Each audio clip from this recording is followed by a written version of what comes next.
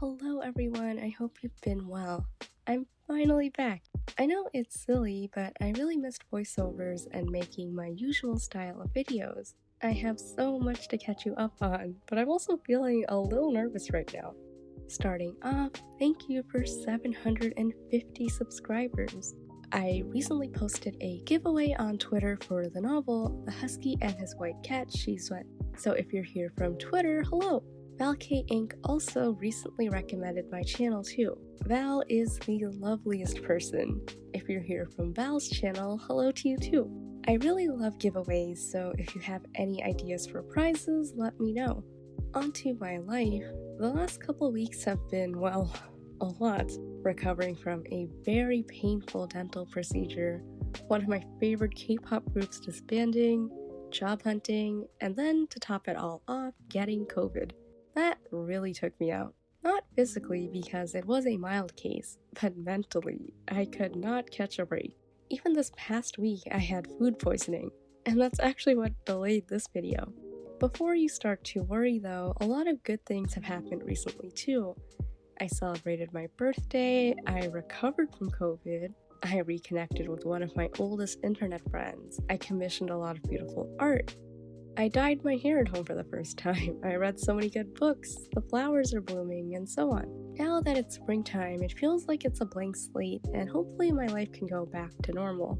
And normal for us means a manga haul. And not just manga, I also have some Korean and Chinese comics as well, and books in so many languages. I'm not going to show everything I bought because I don't want this video to be too long, but I think this is a good sample size. Without further ado, let's go!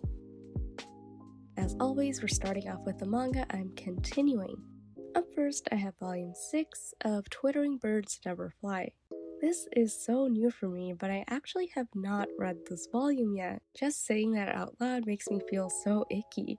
In my previous haul, I mentioned that I've kind of forgotten some of the plot points in this manga, and that I wanted to reread the series when volume 6 comes out. Unfortunately, I haven't had the time to do that, and I didn't want to make myself more confused by starting volume 6 randomly.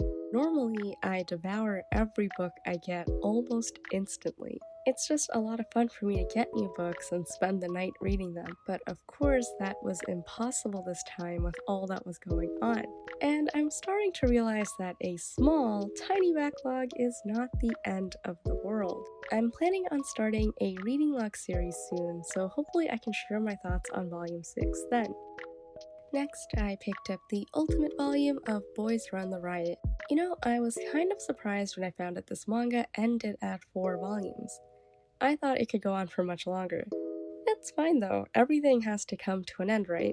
My heart feels so full right now. I really like the direction this volume went in. With each volume in the series, it felt like our world was getting bigger and bigger. And in volume 4, Ryo and his friends had their first exhibition. How cool is that? I really love the emphasis on building a brand, and particularly on figuring out what message you want to send with your art. I love that our trio finalized their message and their goals. Even though we followed their growth for 3 volumes already, it finally felt real in volume 4, if that makes sense. Even though this was the final volume, the impression that I got was that things are just beginning. Their brand did not become a success overnight. Their families did not immediately accept them for who they are. And I think that's kind of the point. There's always so much more ahead of us. Personally, I thought the conclusion could have been a bit more satisfying. I think the ending we did get was very realistic and somewhat underwhelming in a way. Or just whelming, if that's even a word. But again, life is like that. Sometimes we accomplish everything we thought we wanted to do, and the fireworks still don't go off. If I backtrack a little bit, the manga actually addresses this too. How do we even measure success and failure? The fact that our trio even made it this far with their brand showed how much it meant to them and how they're still committed to it. Isn't that good enough? Next, I picked up volume 24 of Noragami. I actually did get this in time for January's manga haul, but I just forgot to include it. No big deal. What is a big deal though is all of the emotional turmoil I'm in right now. Do you remember back in volume 1 when our mission was finding a lost cat? Simpler days. Completely unrelated to noragami, but I realized I haven't been reading that much in Japanese lately, which does make me kind of sad. Lately, I've been prioritizing Korean and Mandarin, but I do want to get back into practicing Japanese. Like I mentioned before, I just want our trio to be happy again. Please. That is my 5 yen wish. My 5 million yen wish, if I must. Next, I picked up volumes 2 and 3 of Frieren Beyond Journey's End. Volume 3 actually arrived while I was still sick, so I haven't made the time to read it. I did devour volume 2 though. Surprise, surprise, I had such a good time reading this volume. I'm someone who pays quite a bit of attention to how I behave and feel while reading, and I had the most content smile in volume 2. Is it dramatic to say this volume soothed my heart? Well, it's true. I love that Frieren's new crew is getting bigger. Stark is so cute and precious. I adore him. Frieren is also such a baddie. I love her. She's so freaking cool. I also really love the introduction of demons. They are so creepy and I love how manipulative they are. I am so glad that I already have volume 3.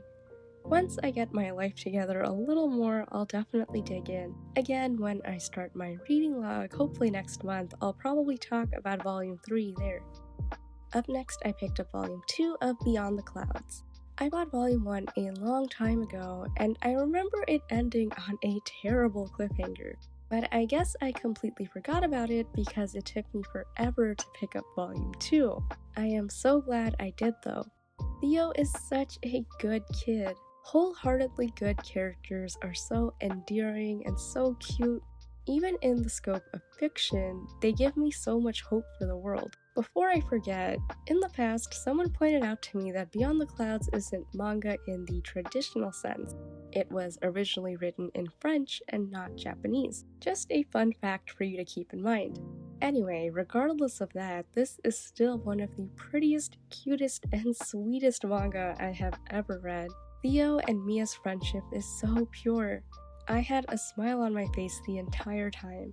I especially loved this one scene where they mentioned that they haven't found the things they're looking for because they were so busy having so much fun. That's how life should be, filled to the brim with fun. Up next, I picked up volume 5 of A Man and His Cat. One night, I was having a particularly bad brain day, if you will. I was feeling so icky and sad and just off-kilter, and I didn't want to talk to anyone about it. So instead, I thought I'd read some manga to calm down, and I picked this volume. A Man and His Cat has always been such a soothing series, so why not? Who would have guessed that this would be the first volume to cause me so much emotional damage? My heart was in shambles for poor Fukumaru and Kanda. They went through so much, and I went through so much. If you're curious, things do get resolved in this volume. Thank goodness. The grip this manga has on my soul. I'm in it for life. Next, we are moving on to some new things that I picked up. Starting off with Boy Meets Maria. I've wanted to read this for a while now, but for one reason or another I didn't pick it up until now. The premise just sounds so interesting, and then I saw the cover and it's stunning. I'm a simple gal after all. I see the pretty book, I buy the pretty book. I really love characters like Taiga, people who are energetic, fun, passionate, and well-meaning. It's so much fun following characters like that and seeing how they view the world. He's so cute, but he's also so complex. And that's one of the things that I liked a lot about this manga. Not many things in this world are purely black and white. Not our bodies, not our heroes, not our dreams. And I like that this manga tried to highlight that. Reading this manga made me so distressed. More than usual, I would say.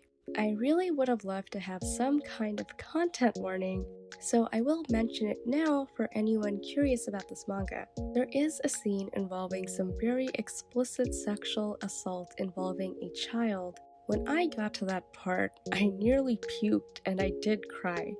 It was just so awful. Obviously, it was absolutely horrifying. But this moment was also very significant to the plot. I would have just liked some kind of warning beforehand. And I'm sure people who are triggered by sexual assault would also want one too.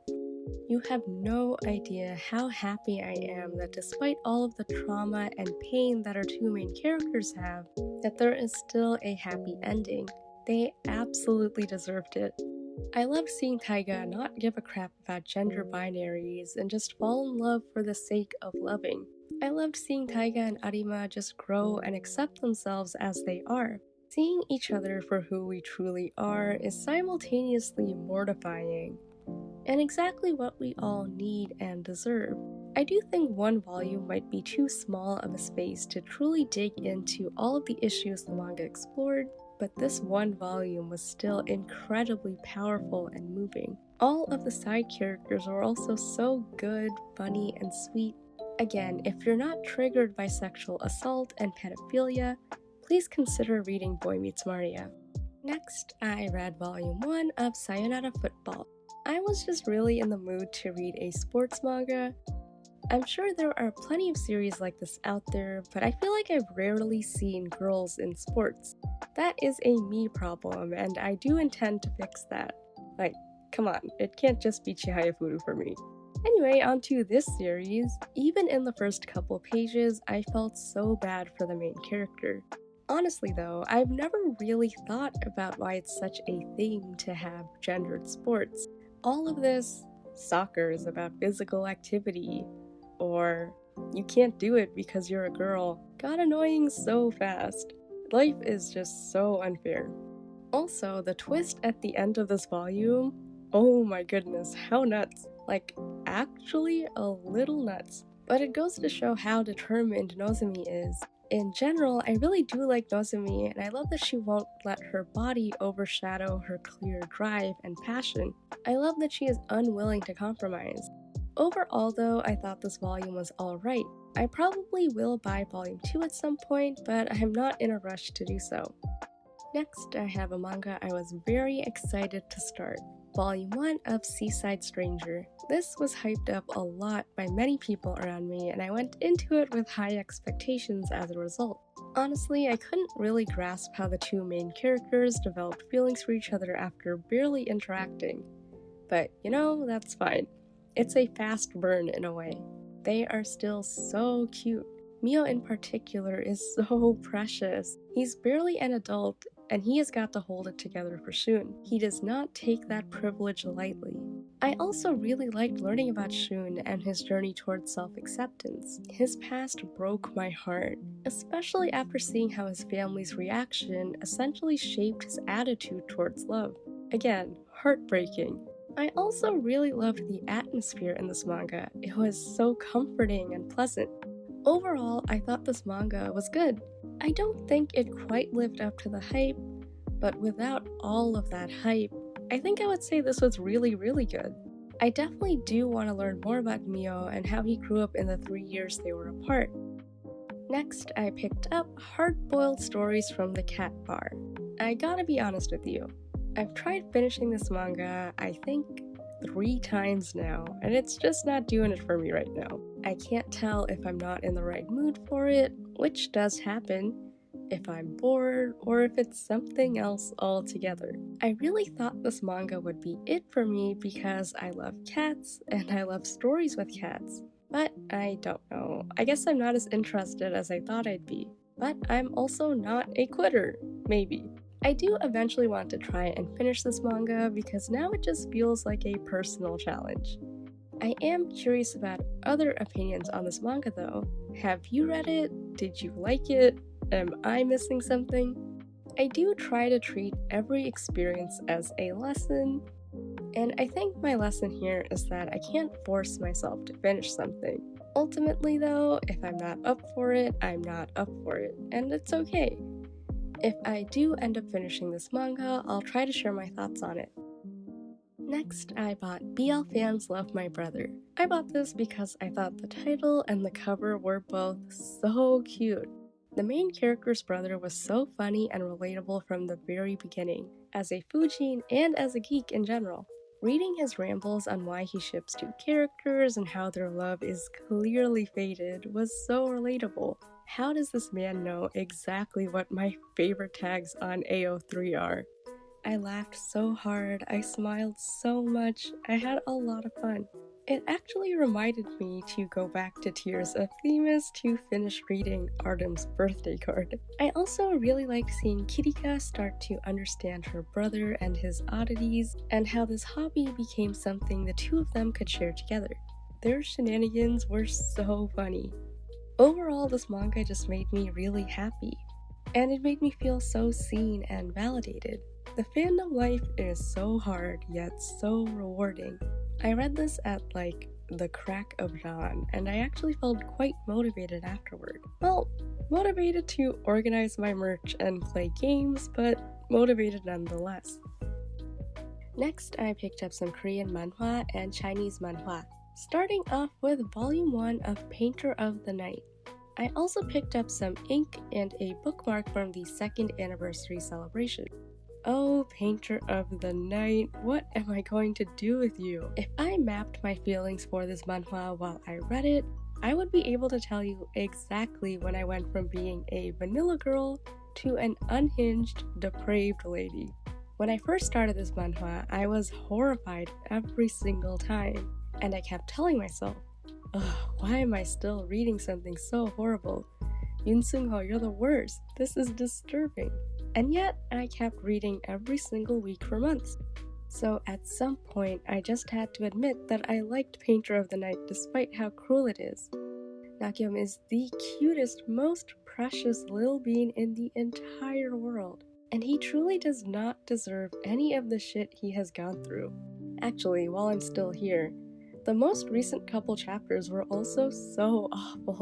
I was once again so horrified. These Painter of the Night season finales are always so angsty and so painful.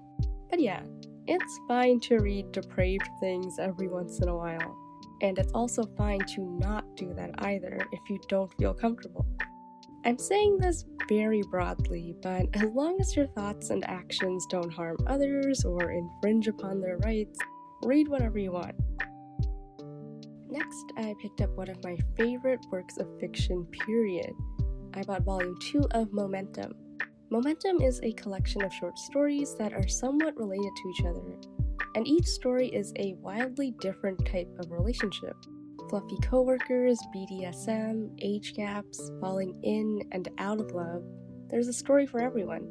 I bought Volume 2 specifically because it contains, again, one of my favorite stories ever, Therapist. I talked about this more in my BL recommendations video, but oh my goodness, the vice grip a therapist has on me, even now, is surreal. All of the stories in Momentum are so good, but Therapist is the creme de la creme. Originally, Momentum was available on Legend, but it has since been removed from the website. I think it's because of the license expiring. Park Ji-yeon, the author, did indicate that Momentum will likely pop up again on another comic site, but I don't think that's happened yet. When the day does come, I will definitely tell you because you need to read it. I think I might as well pick up volumes 1 and 3 just to finish the set, but just owning a copy of Therapist physically is enough for me.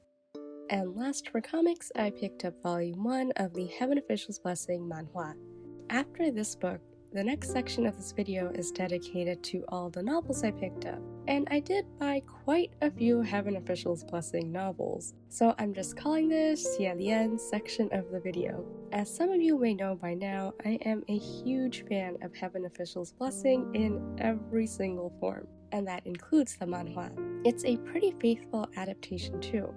I think in total I purchased 4 copies of Volume 1 so that I could get the bonuses from different stores. If you haven't experienced the jaw-dropping, show-stopping beauty that is Star Ember's art, please go check it out. I'm genuinely awestruck at every chapter. You can read the manhwa on Bilibili. Star Ember is also planning on releasing an art book soon, which is so exciting. Like I mentioned before, we're moving on to novels now. Starting off with Volume 2 of Heaven Official's Blessing. We are finally past the Banyue arc. For those of you who are only reading the novel now, this might not sound like a big deal, but geez. The donghua ended with the Banyue arc. The manhwa took a break after the Banyue arc. So if you think about it, Volume 1 of the Seven Seas edition was at least the third time we experienced the same two arcs. As much as I love Heaven Official's Blessing, I'm so glad we can finally move forward. I felt like I was stuck in the fandom version of Groundhog's Day, or I was Sisyphus and these two arcs were my boulder. I think this is a testament to how unobservant I am, but it took me a long time to realize that the Seven Seas covers are the same as the Taiwanese edition of the novel. I think it would have been cool to see new art for the cover, but I think Seven Seas made up for it with the inner illustrations.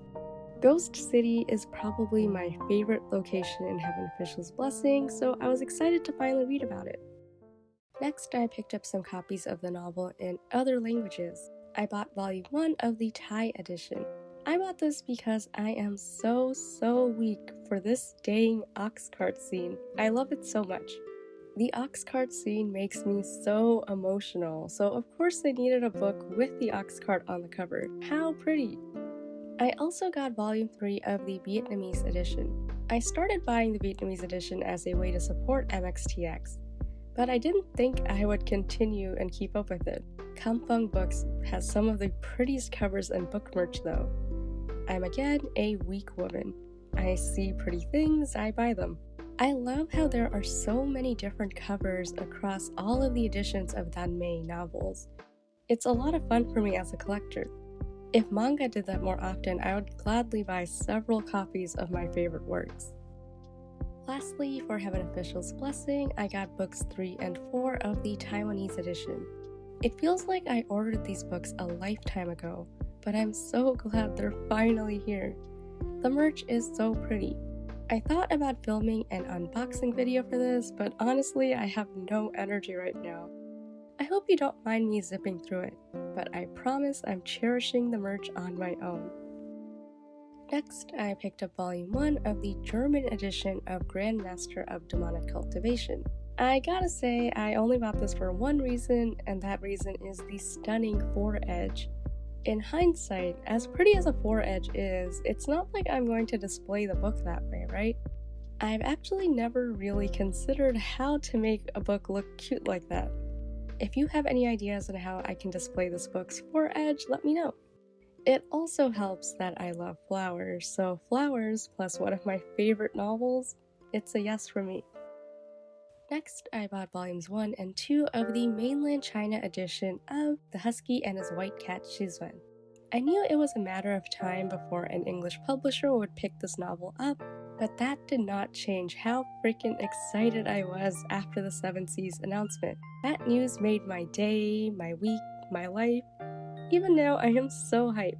This novel is simultaneously so sweet, so filled with love and hope, and so devastating, world-shattering, life-ruining, agonizing.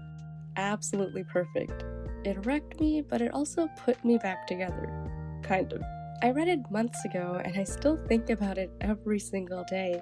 It feels like honey coating my soul. Basically, it's a book that sticks with you. And you know what's so funny? While I was reading this book, I was also live reacting to my family members. Against their will, of course. And they were also so sad. And again, this was just from osmosis. I already bought the original novel online. I just ordered a couple volumes of the Korean edition, the Thai edition, and the Vietnamese edition. And of course, I pre-ordered the English edition. But of course, I needed to buy it physically in Mandarin as well. I know I sound so nuts right now, but it's a necessity. The books also came with a lot of merch, but I already put it away and I'm too lazy to grab it. Like I mentioned at the beginning of the video, I am hosting a giveaway on Twitter. Ever since getting into danmei in 2020, I've also been slowly motivated to read more novels in general. Up next, I picked up The Miracles of the Namiya General Store. I don't remember how this book ended up on my radar, but it had been on my wish list for some time now. This was just such an emotional roller coaster. I read it in a few hours in the middle of the night, which is funny because the novel also takes place over the course of one night. Talk about ambiance. This novel has a fantasy, supernatural, otherworldly charm to it, and I so desperately wish that kind of thing existed for real. Every single detail was so perfectly placed. I loved learning about each of their characters and their stories, the nature of giving and receiving advice, and empathizing with people. It's a little dreamy and magical, a little wistful, but it's so good. Felt like it reinvigorated my love for reading. Even after finishing it, I wanted to read something else just to experience the same high of a satisfying read. If you have any book recommendations, regardless of genre or content, please send them my way. Up next, I picked up 2 novels from Peach Flower House. Up first, I have the second and final volume of In the Dark. I actually found out about this novel from its manhwa adaptation, Body of Crime, which you can read on Tapas. I read every chapter religiously. The manhwa is already fantastic, so when I heard about Peach Flower House and the fact that they were licensing the original novel, I was so excited. As to be expected, the novel is even better. All of the extra details that I craved from the webcomic were in the novel. I thought the cases that the characters investigated were incredibly interesting and thought-provoking. There was never a dull moment. Seriously, such a well-crafted story. Like I sort of touched on, the characters also make the story so much more fun. The dynamic between Xie Lanshan and Shen Liufei is so flirty and funny, but it's also really tense and mysterious. I also just really love Xie Lanshan. He's so cute and sweet and so complicated. Moving along, I actually haven't started Volume 2 yet. Volume 1 of the novel ends close to where the current season of Body of Crime ended. So everything in Volume 2 is pretty much new material to me, and I cannot wait to dig in. I also picked up Volume 1 of Little Mushroom. I was pretty excited about this license too because everyone in the danmei community seems to really love this novel.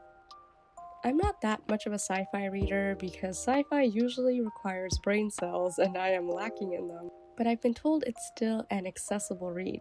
I was originally going to start reading this right away, as I do, but I found out that the story wraps up in 2 volumes, and since Volume 2 is coming out just a few months from now, I'll wait a bit to start reading. The final things I picked up are the December 2021 and March 2022 issues of Pash magazine. Over the past year or two, I've been buying this magazine on and off whenever a series I care about is featured. I bought the December issue because it came with a Grandmaster of Demonic Cultivation standee, and the art is by Gears, so how could I say no?